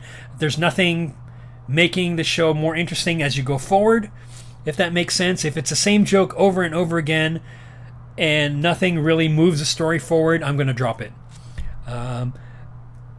So some of the gag ones where it works great for the first episode, it's decent for the second one, but the third one, it gets old. If it gets old and it's the same thing, that's all they do, I'm probably going to drop the show. If there's something moving the story forward, and not just a whole bunch of jokes all in one, if there's some progress being made in the story, something interesting, even in a single episode, they can do the same kind of jokes, but if there's something interesting about the episode, I'll keep watching. So again, that's just for me. That's my take on the 3-episode rule. I seldom follow it. Sometimes I will watch 3 episodes and then decide, hey, this is a good show. But usually it's because something in the first 2 have kept my interest going forward. If there's nothing in the first episode that, for example, here's one. I think there was one show called The Millionaire Detective that looked really interesting. It was described as if Bruce Wayne was not Batman, but just Bruce Wayne decides to go out and fight crime, what it would be like. Ooh, that's kind of interesting. Millionaire, untold resources, goes out to fight crime. How cool would that be? The guy was an asshole. In the first episode, that killed it for me. He had the kind of cool, he was, kind of broody, gets out there, does a thing, and then just his actions said, I'm an asshole. I stopped watching the show. So there's one where I'm not even going to give it 3 episodes. The guy's an asshole in the very first episode. Why do I need to like him? I'm done.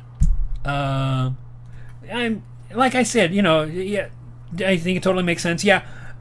Again, your mileage may vary. You might be content. You might, other people might go with the 3 episode rule and then take it from there. But for me, if there's something, it's got to be something in the first episode that'll hook me further on, where there's character, the world, the premise, something. If it's comedy, if there's something about the interactions between the characters that I enjoy, I'm gonna keep watching more to see what else they do.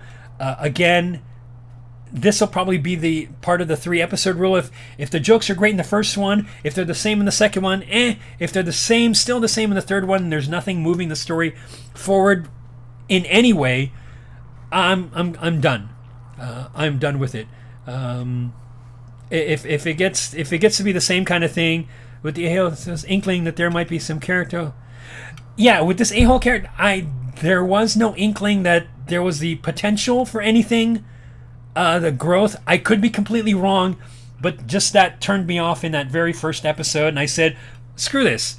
It was like there. I think I was talking to the 2 of you elsewhere, Stuka and Jay. I think it was was it the detective is already dead?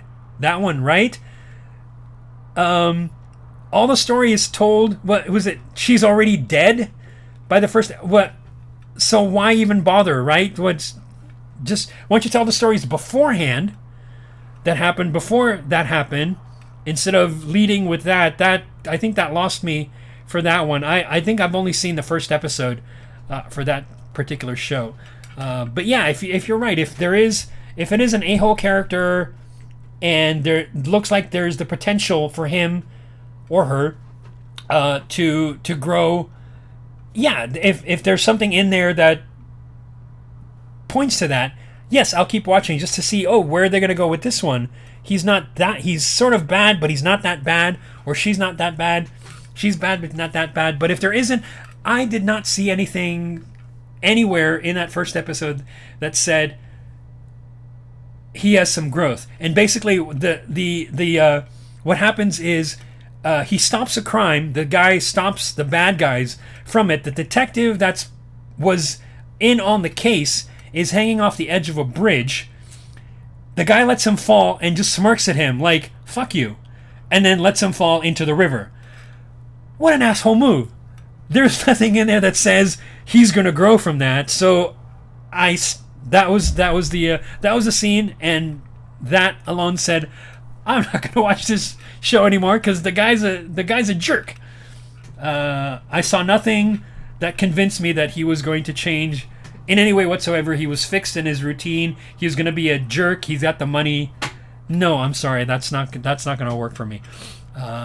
So there's my hot take on the 3 episode rule. Partially don't follow it. Depends on the story that's being told. If it interests me at all within the first episode, I'll keep watching. If it doesn't, more than likely to drop it. Or I'll keep watching until something happens. Like I said, if it peters out somewhere in the middle where they drop the ball on the story or on the writing, I'll drop the show. I'll stop watching. And it's happened with a few shows that I thought were going to be fun, and it just died for me. The big one that I was really disappointed with, that I would have thought I was going to enjoy, was, of course, we're going back to Black Lagoon, but the other one was also Or a Battle or Dunbine, which I think I talked about. Isekai gets up fantasy plus mecha, and I got bored in the middle of episode 20 minutes into the episode, not even the full episode, within 15 minutes of the first episode, I got bored. The character was not really doing anything. Nothing led me to like the character, and I thought, which was interesting because I thought he was supposed to be likable. The world was interesting enough, but not enough to get me to keep watching. And I said, I'm done with that one. And I think there was another one too. I'm trying to think. There was also another one where I thought it started off pretty decently, and then just kind of petered out for me. Anyway, I can't think of it at this time. But anyway, so there's my take. That was one of the things. Another thing that I wanted to touch on. I think I wanted to talk about that in an earlier stream, and then kept forgetting, and just realized. Oh, yes, that was my hot take for anime watching. So, and then we've talked into the 10 o'clock hour. So I think that's all I've got for now. Until next stream, when I want to talk about more stuff to come, especially Code Geass, and my thoughts on, hopefully within the next one, I'll get to some Spy Family, Witch from Mercury, get some more of those. Maybe even talk about Urusei Yatsura to see my thoughts on that. Again, with that one, I had not seen, I've only seen bits and pieces of the original, so I've really nothing to compare it to. We'll see where they go with this one. I will say I did watch the first episode. It was cute. It was fun. I enjoyed what was going on with the characters. I want to see where they go with the next couple episodes. Ataru is still a womanizer, and he's asking for trouble. But I like what was going on in there in the show. So I'm probably going to watch some more of it. And it looks like they've already got 10 plus episodes in. The other one, Love Flops. This quickly reminded me. I think Stuka, you sent me the thing with the horoscopes. I heard that Weird Al song before. It's a fun one. I'm really curious where they're going to go with that one. And I had stopped watching, but just because I think it was only like 2 or 3 episodes that they had at the time. I think they've got more now. I'm going to go back and see where they're going with that. It's just really, it's another one of those where it's okay. What is it that they're trying to do? Everybody, he's supposed to marry one of these, like, I think there are 5 girls that they're all living with. So, oh God, it's one of those. It's a harem. Yeah, it's a great song. And then of course I need to find. We'll have to talk, and you'll have to tell me about Love Hina. I'm still curious about that. I'm less than impressed right now. I'm 4 away from finishing. Oh, are you talking about Love Flops? That you're less than impressed? It was fun up until the minute and got really. Oh, okay. Ah, okay. All right. So, well, we'll see. I was planning on checking it out. Up to the middle when it got really weird. Okay, well, let me get to the really weird part, and then maybe it's kind of it'll be like Charlotte, where it gets into that Steins Gate weirdness, Serial Experiments Lane territory, Matrix Dark City. What the F am I watching? Yes, on Flop. Okay, gotcha. Well, let's see where they go and see if I get to that weirdness part. So yeah, I'll be curious about that. So that may be food for thought for the next stream. And then like I said, I was enjoying Gundam Witch from Mercury, despite the Gundam mecha part, just the stuff going on with the characters. I'm curious on it. And speaking of Gundam, the other one that I started watching recently was Iron-Blooded Orphans, which I'm enjoying right now. Not that I wouldn't have enjoyed any Gundam, but this is a very interesting storyline. Not quite full Gundam, although I think there's some Gundam elements. There's a Gundam element in there, but just the characters I'm curious about. I'm enjoying what the characters are doing. Again, there's that part again. Something about the characters are interesting to me, so I'm going to keep watching. So I'm going to check that out. So we'll take that. I'll probably talk about my thoughts on that one. The next one I'm not quite sure when that's going to be. Probably in January sometime. It'll be a couple weeks. I know next week is going to be a holiday for pretty much for most folks. But I will have a special a special broadcast that will air on Christmas Eve. It will be a video which I did last year, which some of you might remember.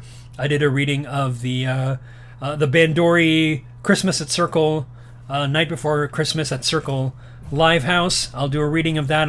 I've got a video that I'm working on for that. That'll air. That'll probably just go live and premiere on Christmas Eve. And you should, if you've got notifications up, it will go up and drop and let you know when it drops there. So we'll do that, and then probably earlier mid-January, depending on how scheduling goes and what I get to finish before that time.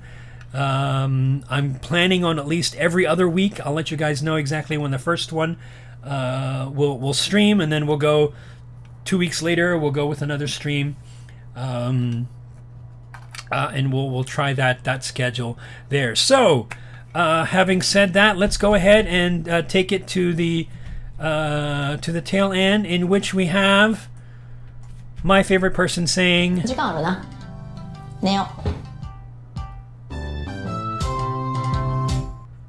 Yes, that's right. It's time to sleep. Thank you, I. And thank you guys for coming. Thank you, Jake. Thank you, Stuka. You guys were great. Thank you to everybody who's been listening out there. Thank you for tuning in. Hope you had a good time. And I hope we'll see you next time here on Anime Show. Good night, everybody.